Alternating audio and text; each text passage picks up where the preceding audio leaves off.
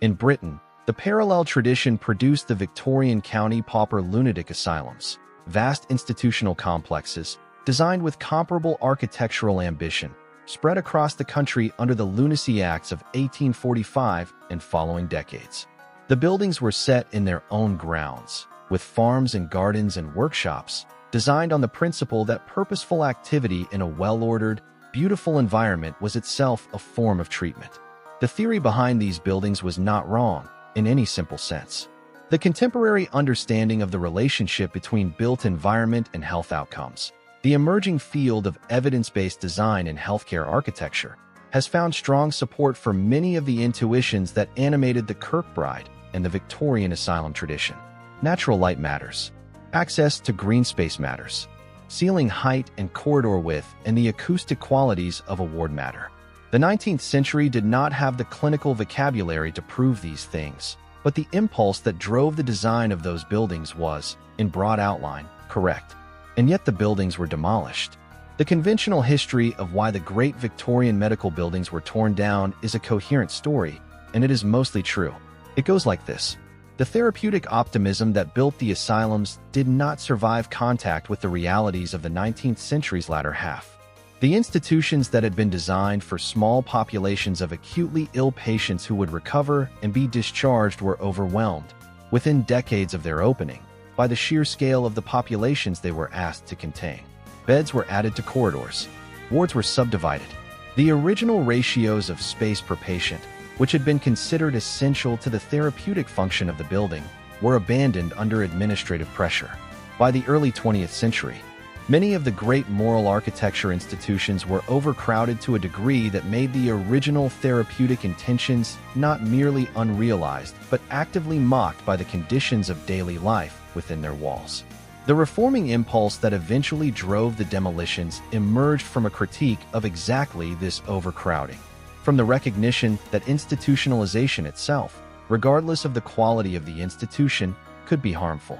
The movement for deinstitutionalization, which gathered force in the 1950s and 1960s on both sides of the Atlantic, argued that community-based care, supported by newly available psychiatric medications, was both more humane and more effective than any institution, however well designed. The buildings, in this critique, were not just outdated. They were symbols of a coercive and paternalistic approach to mental illness that the new paradigm was designed to replace. Demolishing them was, partly, a statement. This account is honest, and it explains a great deal. But it leaves a residue of questions that the demolition record, examined carefully, does not fully resolve. If the Victorian medical buildings were torn down because they were outdated, overcrowded, and symbolically associated with an institutional approach that reformers wanted to repudiate, then the demolitions should be roughly proportional to the degree to which individual buildings embodied those problems. The worst overcrowded institutions should have gone first. The better-maintained examples, the ones that had retained something of their original character and function, might have been preserved or repurposed. The logic of reform should have been selective. It was not, in practice, especially selective. The rate of demolition of major Victorian psychiatric and medical buildings in the United Kingdom between 1960 and 2000 was, by any measure, comprehensive. Of the more than 100 large county asylums built under the Victorian Lunacy Acts, the majority have been either demolished, gutted and converted beyond recognition, or abandoned to the point of structural collapse.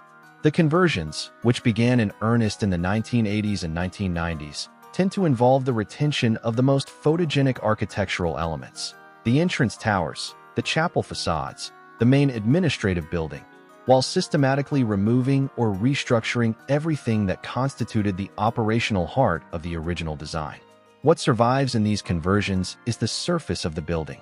The interior, the ward structure, the corridor system, the spatial relationships that made the building function as its designers intended, is gone. In the United States, the Kirkbride buildings went even more completely. Of the more than 70 constructed, a handful remain in various states of use or ruin. The rest were demolished, many of them during the 1950s and 1960s, before the heritage preservation movements of later decades had developed the institutional capacity to intervene. They went quietly, individually, each demolition justified on local and practical grounds. each one unremarkable in isolation, the full scale of the loss visible only in retrospect when someone thought to count what was gone. What tends to survive from the same period, in the same cities, are the administrative buildings, the office blocks and courthouses and municipal structures that house the institutions governing the hospitals rather than the hospitals themselves. The buildings where decisions were made survived. The buildings where the decisions were enacted did not. This is not necessarily sinister. Administrative buildings tend to have more flexible floor plans, lower maintenance costs relative to their size, and fewer of the specific programmatic requirements that make repurposing a hospital ward difficult. There are conventional explanations for the pattern, but the pattern is there, and it is consistent enough to be worth noting. There is a dimension of what was lost in the demolitions that is not architectural, and that receives even less attention than the buildings themselves. The great Victorian medical institutions were not only places where patients were housed, they were places where a specific, accumulating, multi-generational body of clinical observation was conducted. The physicians who worked within them, the medical superintendents who often spent their entire careers in a single institution, who knew their patient populations across decades, who wrote annual reports that tracked outcomes and conditions and the effects of different therapeutic approaches across time, were producing, collectively and over the course of a century, an empirical record of mental illness in institutional settings that had no parallel anywhere else. That record existed partly in published form, in the journal articles and annual reports and institutional histories that made it into libraries. But it also existed in much greater detail in the case records, the admission registers, the clinical notes, the post-mortem records, and the administrative archives that were held within the institutions themselves. When the institutions closed and the buildings were demolished, these archives did not always survive intact. Some were transferred to public record offices. Some were retained by the successor health authorities. And some were lost, destroyed, mislaid, or simply left in buildings that were sealed and then demolished without anyone having taken responsibility for their contents. The full extent of what was lost in those archives is not known, because a comprehensive audit of what existed before the closures was never conducted. We know that significant material was preserved because researchers have been working with it for decades. We do not know, with any confidence, what proportion of the total record those surviving materials represent. What is certain is that the clinical tradition they embodied, the slow, careful, institutional observation of mental illness across generations of patients and physicians, was interrupted by the demolitions and the closures in a way that has not been fully recovered. Contemporary psychiatric research operates from a much more fragmented empirical base than the one that might have existed if the great institutions had been maintained and their records preserved continuously. Whether that fragmentation was an unavoidable consequence of necessary reform, or whether it represents a loss that has quietly shaped the limits of what psychiatry knows and does not know today, is a question that the field has not fully addressed. Among the small number of pre-1900 medical buildings that survive in anything approaching their original form, there is a pattern in the reasons for their survival that is, on reflection, slightly unusual. The Glenside Hospital in Bristol, now part of the University of the West of England, survived because its main building was listed before the wave of demolitions reached it. The Athens State Hospital in Georgia survived because it was transferred to a university and repurposed for academic use before a demolition decision was made. The Willard Psychiatric Center in New York survived, in the sense that its grounds and some structures remain, largely because it closed relatively late and the political will to demolish it was never fully organized. In almost every case of survival, the mechanism was the same. Something intervened between the decision to close and the decision to demolish. A listing, a transfer, a campaign, a moment of institutional hesitation. The buildings that survived did so not because anyone, at the institutional level, decided they were worth keeping, but because the process of demolition was interrupted before it could be completed. The buildings that were demolished, by contrast, went through that process without interruption. The decisions were made at the level of regional health authorities and local planning bodies, within frameworks that treated the physical fabric of the institution as a liability to be liquidated rather than an asset to be managed. The architectural and historical significance of the buildings was, in most cases, noted and then set aside in favor of the practical and financial calculus of the moment. What is worth sitting with is the question of who was in the room when those decisions were made, and what interests those people represented, and whether the interests that prevailed in the demolition decisions were the same interests that had originally been served by the building's construction. The interests of the patients and the communities the institutions were built to serve were different ones.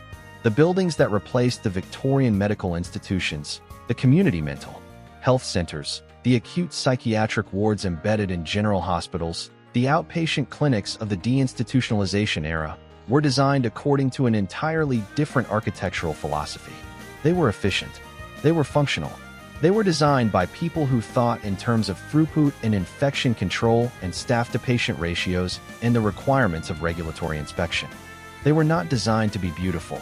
They were not designed with the idea that a patient recovering from a psychotic episode might benefit from a view of a garden or from a ceiling of sufficient height to make a room feel like a room rather than a box, or from the quality of natural light that a south-facing, 12-foot Victorian window provides as a matter of architectural course. The research that has accumulated in the decades since the great Victorian institutions were demolished has found, consistently, that these things matter. The field of evidence-based design in healthcare has produced a substantial body of literature demonstrating that natural light reduces length of stay and medication requirements, that access to nature reduces anxiety and improves recovery outcomes, that single-occupancy rooms reduce infection rates and improve sleep quality, that the acoustic environment of a ward affects patient well-being in measurable ways. These are the things that the Victorian architects knew, or at least believed, and built for. And these are the things that the replacement architecture, built in the name of modernization and reform, systematically failed to provide, not because the people who designed the replacements were indifferent to patient welfare, but because the framework within which they operated had abandoned the idea that architecture was a therapeutic instrument and replaced it with the idea that architecture was a container for therapeutic instruments. The container, in that framework, should be as efficient and as inexpensive as possible. The therapy happened inside it, not because of it. Whether that shift, from architecture as therapy to architecture as container, represents progress, or represents the loss of something that the Victorian tradition understood and the modern tradition has been slowly, expensively relearning, is a question that the demolition record makes it difficult to assess. Because so much of the evidence for what the original approach achieved was housed in the buildings and the archives that no longer exist. There is a particular kind of erasure that is harder to recognize than the straightforward kind, because it does not announce itself as erasure. It announces itself as improvement, as modernization, as the replacement of the old and inadequate with the new and functional. The rubble of the Kirkbride building in Philadelphia was cleared away to make room for something more suited to the needs of contemporary medicine. The wards of the Victorian county asylums were stripped and converted into luxury apartments, their cornices preserved as aesthetic amenities for people who will never know, and have no particular reason to wonder what those ceilings once looked over. The loss is real, and it is not only architectural. What was demolished with those buildings was a set of ideas about the relationship between space and health, between beauty and recovery, between the physical environment of care and the capacity of a suffering person to get better. Those ideas were not wrong. They were, in many cases, ahead of the clinical evidence that would eventually support them. They were built in stone and brick and 12-foot windows before anyone had the methodology to prove that they worked, and they were demolished before anyone had the methodology to measure what their demolition cost. We are left, now, with the evidence-based design literature discovering, one randomized study at a time, what the Victorian physicians knew or believed when they specified south-facing windows and capacious wards and grounds with elm trees and kitchen gardens.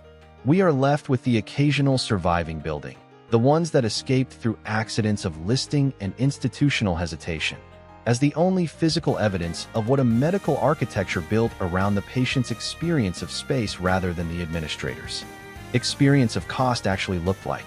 And we are left with a question that the demolition record poses but does not answer. When we decided that those buildings were obsolete, what exactly did we think we knew that the people who built them did not?